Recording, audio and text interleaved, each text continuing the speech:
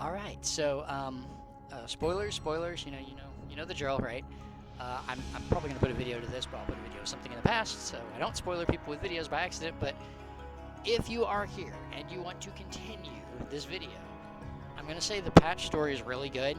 Go play the patch first, and then come back. But this is my casual review of patch 7.3 so far. So the 7.3 base, not the stuff that hasn't come in yet.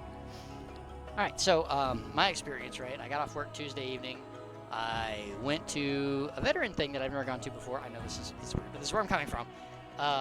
And apparently it's a local meeting thing, and it's like I've never been there before, but somebody invited me. And it's like, okay, they seem like a cool bunch of guys. I may go back. But then I went from that to my fire department, my volunteer fire department meeting, because it's the same night. And so I got home around 8 p.m. my time, right, on a work night. So I log in, thinking maybe I'll do some MSQ, right? And my FC posts, and they're like, hey, join the party. I'm like, what party? And I'm like, well, we're running the 24-man. I'm like, well, I haven't unlocked anything. I just got home from work. And they're like, oh, it only takes 3 minutes. It took me about 5-10 minutes because I like to read everything, kind of absorb everything, but still. So I got the 24-man unlocked, and then we ran the 24-man. So since that's the first thing I did, I'm going to start with that. So the 24-man. I've made no secret that I think the first 24-man in this expansion was a little too hard. Like, I think the difficulty was a little high for what I consider should be generally accessible casual content that everybody can play. But this I felt was more fair. Like, one of my big complaints with the first Juno raid was a lot of the tells felt very, I have no idea what's going on, and that's not cool, right? And you really have to just be watching more the cast bar half the time, and there's just chaos in a lot of places. Well, this raid had a lot of chaos, but I felt like most of the mechanics were more understandable. Like, I think the first fight, I'm not even sure if I got a phone stack, which is unusual for me. I just picked that one up pretty well. But anyway, so we did that one, and it's alright. I don't remember anything too crazy about it. The second fight. Now, what did I say before about Lofi players in my player types video? Love the spectacle. The second fight in this raid has quite possibly the best spectacle of any fight in this frickin' game, and I'm not being facetious or exaggerating about that. You know how there's normally the hallway where you fight a pack or two and then the boss. The hallway fight, I don't want to spoil it for anyone, but it's like you're basically flying through the air and doing a bunch of stuff in the middle of this war that's going on, and it's so cool. It makes you think of, like, 500 years ago when I was a little kid and Mario Brothers 3 came out, and the World 8 zone, they had 1 or 2 airship fights where it's just a bunch of airship, level with a bunch of airships with those annoying wrench throwy dudes, right? Basically, think of that in a Final Fantasy, and this is what you get. And it's like, oh my god, it's amazing. The boss fight, I think the bosses had more or less shared health. Like, one died a little bit before this, maybe not exactly, but the mechanics were crazy. The fight was nuts. But again, it was largely fair. The one mechanic that I hated was the stupid, like, laser wall. There's, like, laser reflect wall, which broke my brain. But everything else was like, okay, I get this. And there were sometimes where I'm like, oh crap, I'm in the wrong place. When I play something blind, I play a barrier healer. When I'm in the wrong spot, I think, okay, I want to fat barrier myself, so Adloquium or Eucrasia Diagnosis, and then stand where I think only one AoE is going to hit if I can't get to safety, because if you're forced to stay, okay, I'm going to get hit. Do I want to get hit by one thing or several things overlapping, right? The one thing, because the several things overlapping are just going to destroy you. So I did have to do that a few times. I think I only died once or twice on that fight, and that was after most everybody else had already died, so anyway, it was so fun. And then there's one part in the middle where you have to jump, and it's cool. You can do it. It's fun. The third fight was fair. I think we had, I'm trying to remember if we had a wipe on that or not. I don't think we did. I think we were able to pull through it with healer LB3. I think we did both the second and third fight with healer LB3s. But the fight made sense. Like, the guy enchants his weapon with elements, and then those elements hit bigger. It's like, okay, that makes logical sense. It's pretty easy to figure out early on. After that, it's just like, oh crap, I'm in the wrong spot, and then you have to boogie. So there's a lot of movement for that, and understanding in a few places. Make sure you aim your knockbacks correctly and stuff like that, because that happens. But the fight was mostly fair, seemed cool. The third fight, I know nothing about Final Fantasy XI. I just got to Sandori. I started in Bastok in my Final Fantasy XI playthrough. And it was really cool. The Sandori section at the beginning was like, this is neat. This is what this looks like in Final Fantasy XIV graphics. And I walked through the whole dungeon. I used return at the very end so I could walk through it again and read the notes. But anyway, the fourth fight, the mechanics, some of them were borderline unfair, but they were mostly like, okay, this is kind of cool. I get this.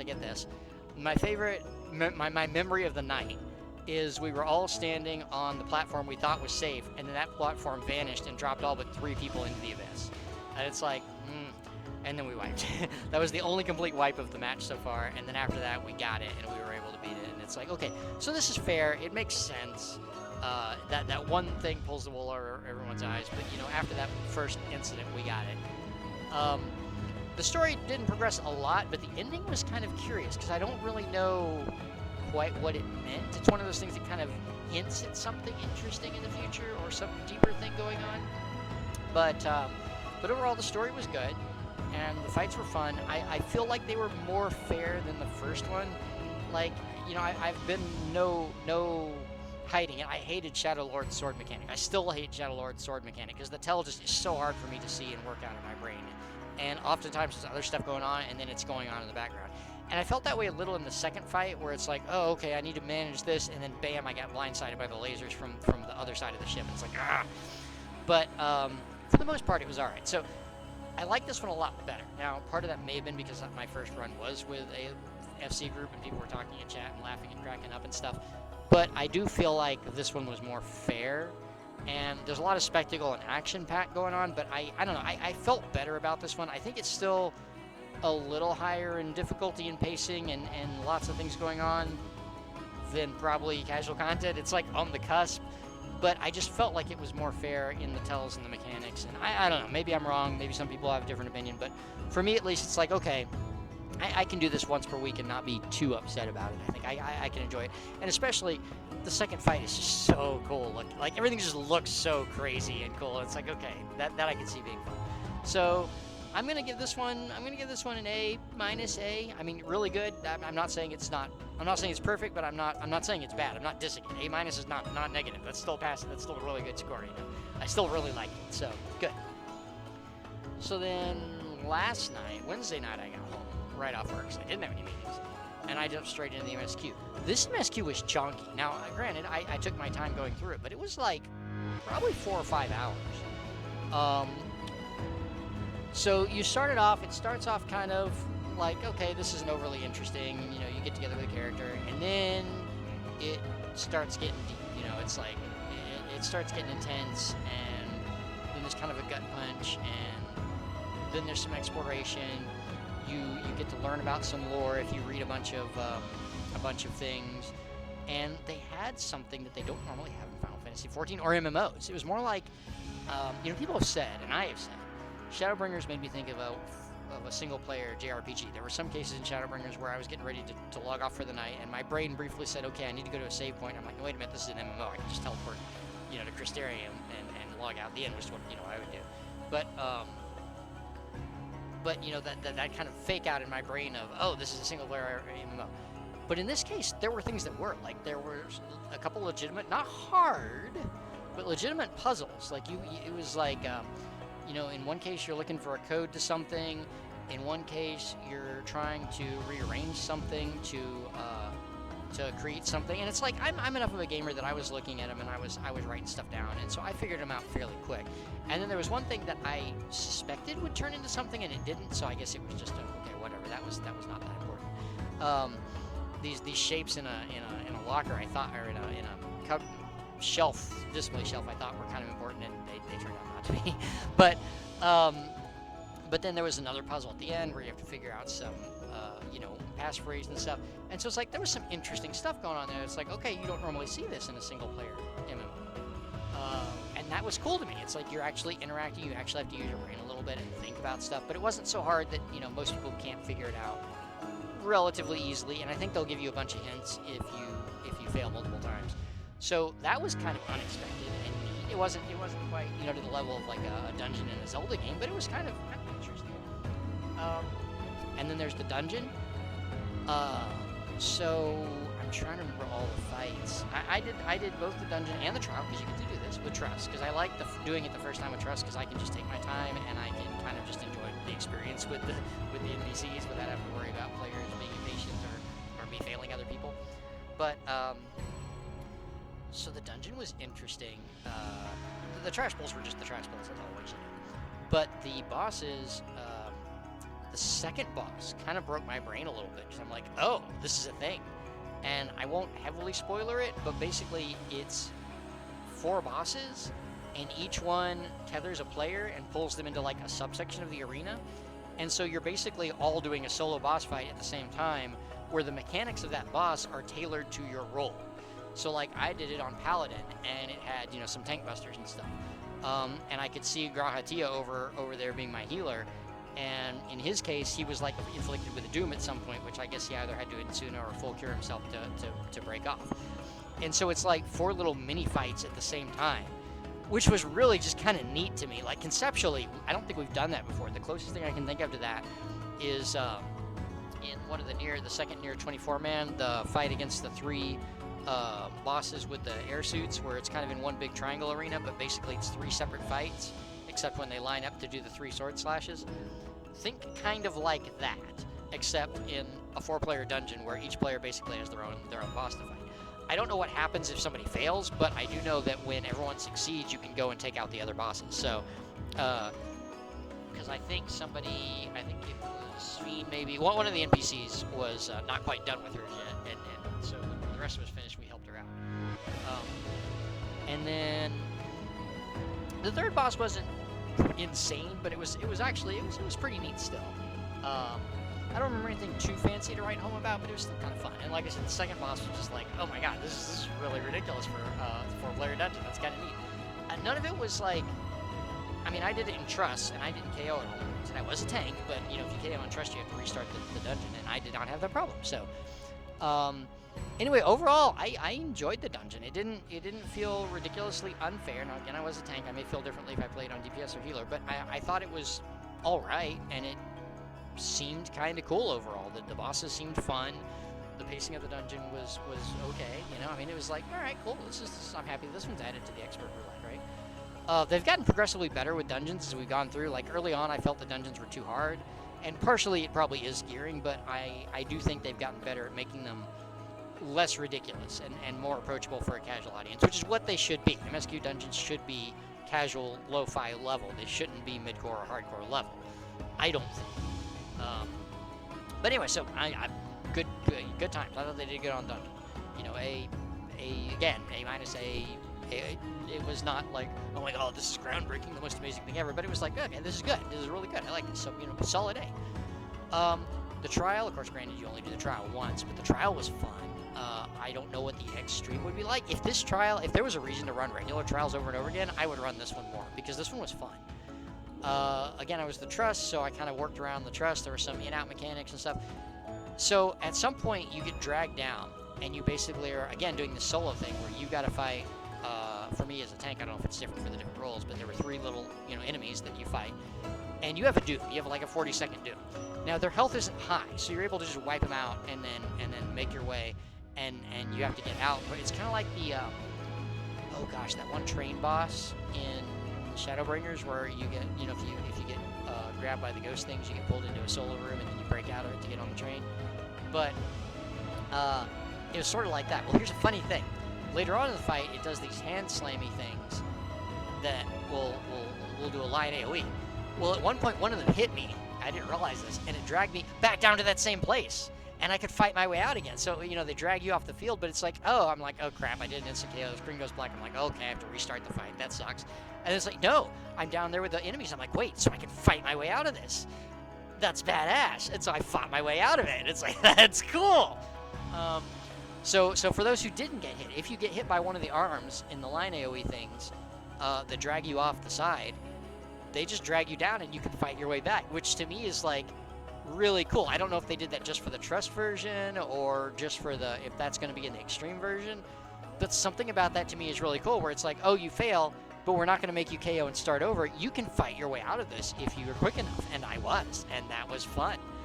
And then she does a couple more in-out. I'm not quite sure about the circle thing that does the in-out mechanics. I just kind of saw what the Trusts are doing and followed them. But anyway, so I thought the fight was kind of cool there too. One of the fights had the little people running around on it. I can't remember if it was that one or the final fight of the dungeon, but either way, that one was like they would surprise me a little bit, and I figured out what they were doing after a while and started doing it right. But yeah, overall, the trial was fun. This regular trial was enjoyable enough. If it was queuable for a reason, like if you could get totems or something worthwhile from doing it, I would probably queue for this regular trial more often. Like I would do trial roulette to do this trial because it was actually really fun. And then you get hit with more story, and the ending is pretty heartfelt. It was, I felt it was deserved. Like, so Winklemott's character obviously has been divisive, and I didn't really care much for her throughout the expansion. And she always still seems just off to me. Like even here, I think it's her garb just seems so out of place compared to everybody else's that she seems very, I don't know, but. The characterization was good. I didn't think she was too over the top. I thought it was well done. Sphyn's characterization was really well done. The climax of the fight, the what Calyx does raises a lot of questions and a lot of eyebrows. And it was kind of like things that we were hinting in the direction of, and then it happens. And it's like, no, wait a minute. How does he know this? How does he know how to do this? And it even has, the NPC, the Scions are even remarking on, like, it's very unlikely somebody would have figured this out on his own. Where did he get this information from? Like, who was he talking to? Was it an Ascian? Was it whatever? And it's kind of like, maybe we can find that out, but the key, you get to learn some things about the key. Not a lot, but something, and have kind of a future direction with the story there, which is very tantalizing. The characters were all well done. I mean, I thought all the party members were well used, both in the single-player story, that kind of exploration puzzle section, which I thought was really well done, and in just the general story. Even Winklemott's character, I thought was well done. Towards the end, where I will spoiler it, she gets a big moment, but it feels much more earned. Like in 7.0, she just breaks in and basically steals the final boss. Speen, listen to me, that thing, right? But here it felt earned to me, and it wasn't just her. It was like her and it was the whole team. Like the whole team was working together. Like I don't know if it was because I was a tank or not, but like my character blocks an attack, and a bunch of stuff happens, and we're like fighting this dude, and this is in the cutscene after the fight, mind you. And then, she's trying to break down this barrier, and then Sphyn like helps her break down, and it feels good. It feels like, okay, this was earned. I'm okay with this. It didn't feel like Mary Sue, kill steal. It didn't feel that way to me, and I greatly appreciated that. Now I don't know if that was a response to the reaction to the 7.0 story or what, but I thought it was well done. I thought the climax was really good. Then there's the post-climax resolution, which kind of resolved the Alexandria story and kind of the 7.0 Dawntrail story. And I thought it did it in a really satisfying way that was it was fair to everyone. It wasn't like, oh, you people are terrible and this and that and the other. It was like, okay, we can work with this, and this makes sense, and this takes bravery and courage, and this is some people doing a thing, and this is kind of how you might expect people in these situations to react in reality. It didn't feel ham-fisted or forced. It didn't feel ridiculous. It didn't feel preachy, but it also didn't feel, too quick redemption-y. Everything felt good about it to me. It felt right.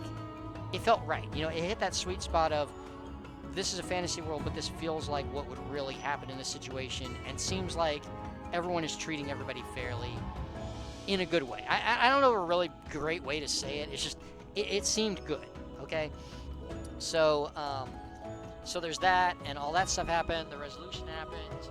The Scions kind of give you these questions to ponder going forward, so you've got some stuff to think about. Like, here's kind of where we can see the story going in the future. And then they hit you with a post-credits scene.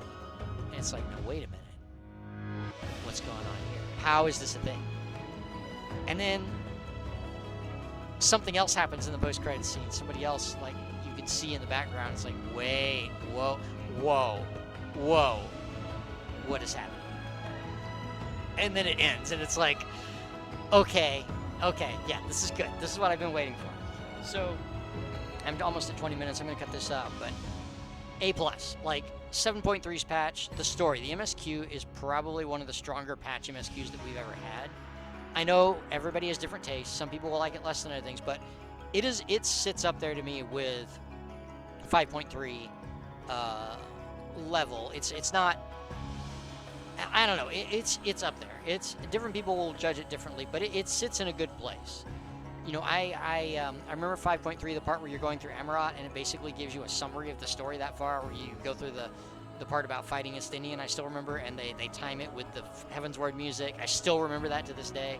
I wish there was a way to replay that without having to do New Game Plus, but this to me felt on a similar level to that, and I'm really interested to see where the story goes from here, because the ending was like, wait a minute.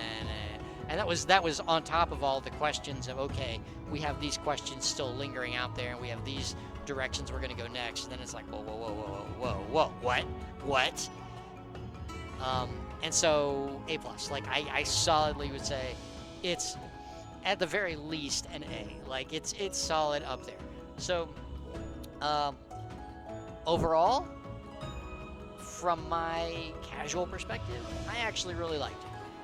Now, playing the 24-man without my free company, or playing the dungeon in roulette, I might get a little freaked out about it, and I haven't done the extreme yet. But I haven't done the extreme since 7.0, so, you know, Extreme 2 really annoyed me, and, you know, that clear was brutal, but then Valley Armando was like, oh, okay, so I was almost not going to try it. My free company, somebody got me to try it. It's like, oh, this is so much nicer than Everkeep. But anyway, so I haven't done that stuff yet, but the MSQ is chef's kiss. The dungeon, the trial were really great. Being able to do them with the trust was fantastic. The lead up to the dungeon, the MSQ and the puzzle elements and the mystery exploration was really good. The story at the beginning it starts off, that first quest starts off a little slow, and then bam, you're like smacked in the face, and it's like, good God. And those robot zombie things are just freaky, and that's got your attention if nothing else, right? But anyway, if you haven't played it, seriously, go play it. This one's good. I'm very interested to see where 7.4 takes us. I'm just kind of annoyed that we have to wait 4 months for it. But this has given me a lot of things to ponder, and I'm sure the community is going to have fun with this one. The 24-man, I think, is going to be enjoyable enough to do every week. The expert, I think, is going to be enjoyable to do in roulette. Go play it. This one was good.